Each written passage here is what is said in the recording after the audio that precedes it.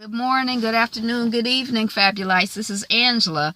I don't have questions. Well, I do have questions. Are you watching Baller Wives? Am I going to watch Baller Wives? Am I finished with reality TV? I don't know.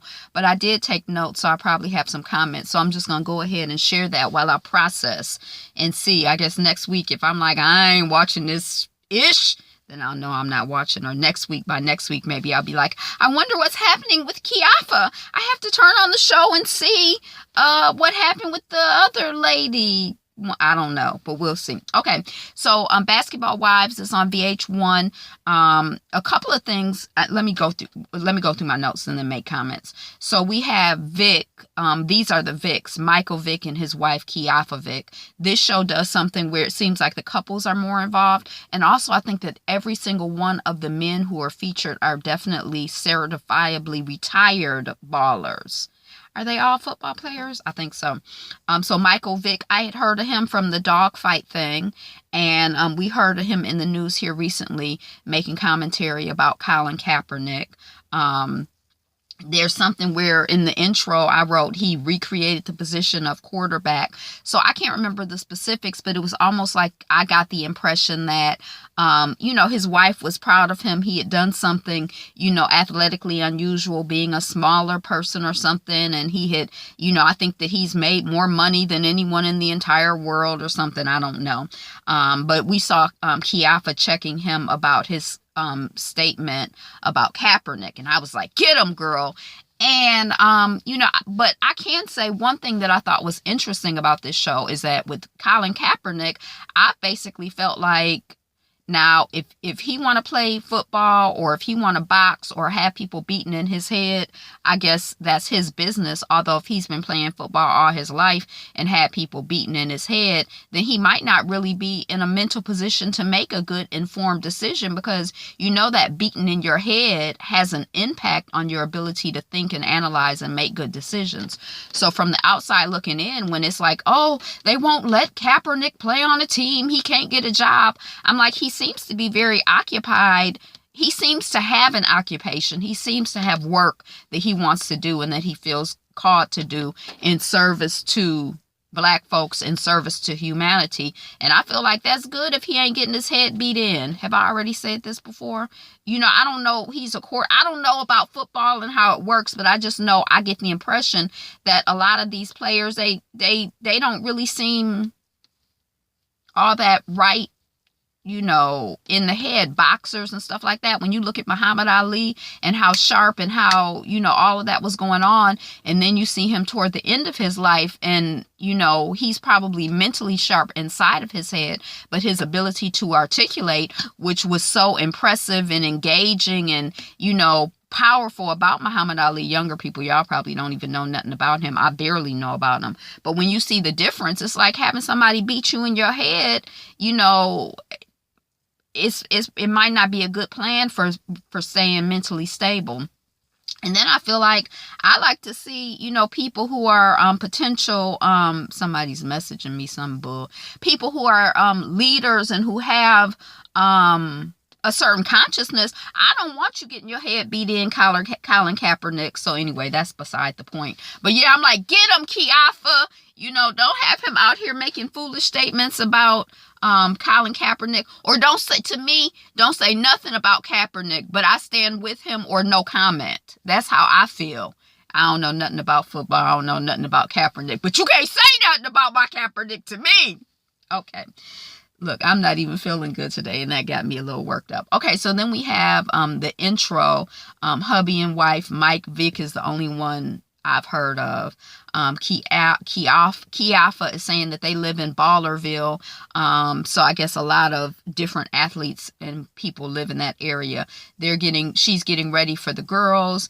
They've been together for 14 years, Kiafa and her husband, but 4 years married. So this whole And I don't know if it's like a worldwide phenomena, because I guess I come from the school of, especially when you're a young woman, being engaged to somebody for 2 years seems like a relatively long time to me.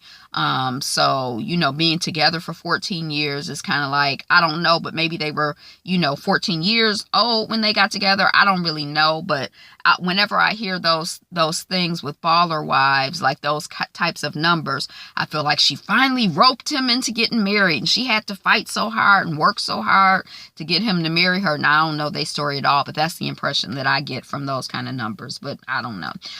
So they have 2 children. Their children are 12 and 9. She talks about her child who loves animals and was looking all over the house for her daddy, and how could she tell her that how could she tell her child Kiafa that her father is in jail for dog fighting, and that now he's a changed man. So one thing, I guess I didn't really know anything about Michael Vick before I heard that he had gotten in trouble for this dog fighting thing. So this is probably going to be a good PR thing for Michael Vick, because the family, seemed relatively lovely to me, I guess. Nice enough. He didn't seem like a monster. And that's kind of the way the press made him seem, like this dog fighting monster. I don't know. Just peripherally, because I wasn't paying close attention to it when it came out. We have been through the same struggles and ups and downs, and we're real friends. This is Kiafa, one of the women, talking about the other people on the show Baller Wives. Geneva the Diva. Then we have Asia lady. She's married to a black hillbilly. I think she's the white woman. I'm not really sure. Then Ty is going through a divorce. I couldn't really keep track of who the people were. Okay. And she's going from a divorce from the only man she's ever been with, I guess sexually. So, it is kind of hard when people are, when women, sometimes when they're bonded with one person, when they've only had sex with one person, they're bonded physically, and it can be hard to move on or whatever. And then we meet Stacy, the neighbor. She has a beef with Kiafa, with Miko. Miko lives in Tampa, and Miko and Stacy are like together, and they're like the outside girls. And then Kiafa and her crew are like the in girls, like the in crowd, the in, not the inside. They like the house Negroes, and but anyway. Okay. So, and this woman, Miko, she played pro basketball in Europe. She's 41 years old, and she flamed the team on Twitter to get her husband fired, so he wouldn't have to retire. So I didn't hear anything about that. I didn't know anything about that, but she's probably someone who, kind of has a little bit of a reputation, has a little bit of press. People will probably be watching the show for her.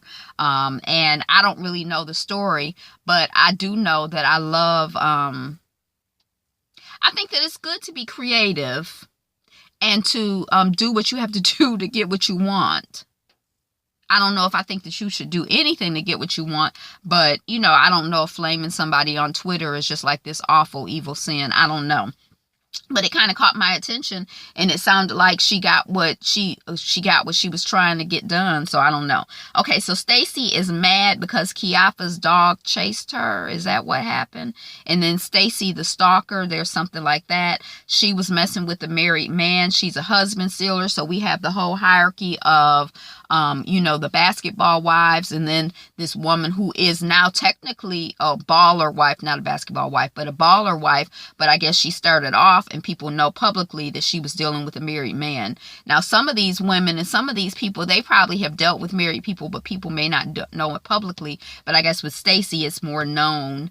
Kiafa, is she the queen of the side chicks, or is she a wife? Again, the whole dichotomy supposedly between a side chick and a wife. I'm not really sure if there is a big dichotomy. I think sometimes we try to pretend like there's this big difference, but I don't know.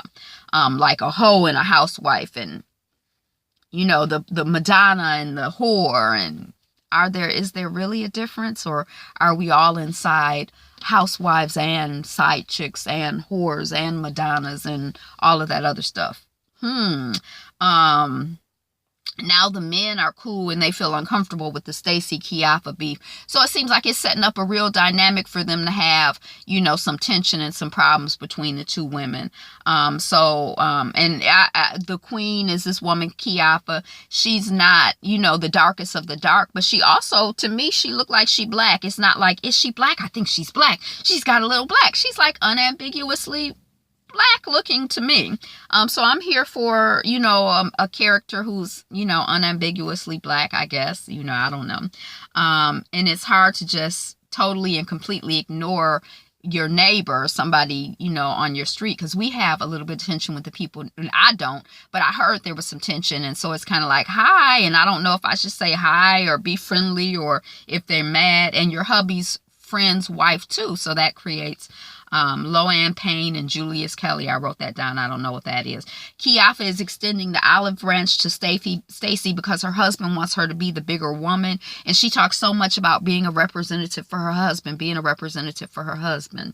I came to your house to apologize. And Stacey is like, no, you didn't. You sent your daughter. You sent your aunt. And then Geneva jumps in, and it's like a bunch of arguing. Then there's some talk about a stripper. I guess Stacey was a stripper, she says. And Stacey stripped her husband in the car. But I think this was before they were married and before they met many, many years ago. But I guess she's trying to, again, this whole dichotomy between a valuable woman, a wifely woman, and then an unvaluable woman, a whorish type woman, and trying to make this big distinction. I don't think there is a big distinction personally, but I don't know. Kiafa knew Stacy F. Geneva's hubby, but Geneva is like her husband admitted it or something, so she knows it's true. Stacy is like, don't come for me. That was out of line. You'll see me later or something. Then we pick up 8 months later with the footage. So what's going on? What's this 8 months later thing? Stacy is pregnant. He's like, he saw this light-skinned, beautiful woman and he went after her. But even her as the light-skinned woman, she looks African-American to me. She got thick features. She don't look, she looked like a black woman. So, she moved to San Diego. He told her another name. She didn't know he was married. The team got involved. He said he chose love over the team. They have a daughter already. This will be daughter number 2. It's a little black girl, the daughter. Boxing, Asante, he's retired. He's training for boxing, and he's determined to get his brain scrambled for show. I think that was actually a note that I wrote. So you go from football to boxing. Wasn't we just talking about this, beatation of the head and how it's not good for you? I like the beating on the top of Mrs. Asante's interview top. I don't know her name. I Heart Miko podcast. Her guest is Julius Jones. She brings up that he has a non-black wife, popular in all sports, having this non-black wife. Why? Not allowed. He says he was not allowed to have a girlfriend until he went to college because he was with all white folks as he was growing up. They've been married for 10 years. He's not contact, but he's saying football is not a contact, but a collision sport. He can't stop because other guys want his job, but he does not want his boys to play. He's talking about CTE and concussions. That's the beatation in the head, so I'm glad they're talking about it on the show. They're at a bowling alley with Miko and Geneva. There's some talk of this rooftop party that's coming up. Miko wants Stacy to come. Miko, was Stacy sleeping with Geneva's husband? Is that old or is it current? Kiafa thinks of herself as the queen bee and the rest of us as peasants, so that's part of the conversation. Then we're at the rooftop party, and Kiafa and Asante's wife are really invested in Stacy's coochie, the miles on her coochie, and that she's slut shaming her and the whole, her body count, the fact that she's a hoe to them. I didn't really follow all of what was going on, so I don't know if I'm going to watch it, but that's what I got. How did I feel about it? I was happy to hear the conversation about the concussions. I was happy to hear the conversation about, colorism and black women with professional athletes versus ambiguously colored women or white women with athletes. I thought that was really interesting. So I don't know, y'all. Are you watching? What'd you think? That's all I got. I'm Angela. The channel is Be Fabulous You. Thumbs up, like, comment down below, subscribe. I'm going to play this one by ear. I don't know if I'm reviewing it or not, or if I'm going to watch it again or not. Yeah, nah, I don't know. I'm going to have to go by how I feel. But I am really, really super excited because tonight we have on OWN, not the priest, but the religious people coming back. What's the name of that show? The religious people. Money, Green Acres. What's the name of that show? Dang, I know the name of this show. It's coming on tonight. Greenleaf. Greenleaf, part 1 tonight, part 2 tomorrow, the mid-season comebackation. It's not called a finale premiere, the mid-season premiere. So I'll definitely be watching that. I'm looking forward to it. We know at the end of that season that there was a beatdown. The woman, the daughter, the niece who has been stalking her, child molesting her sister, steadily child molesting people, even on the show, trying to groom young women. She done killed him, but she was obsessed with him and couldn't let him just go and live. And did we want him to go and live? Because he was evil, right? And is he evil? Can he be redeemed? And then he was so mean to that woman when he said, "You are the ugliest bottom shelf piece of crap," because he was under so much pressure because he wanted to get to that little young girl that was trying to get with him. So I'm glad that the character is dead. Anyway, y'all, like, comment, subscribe, share, and come back for Greenleaf. Peace.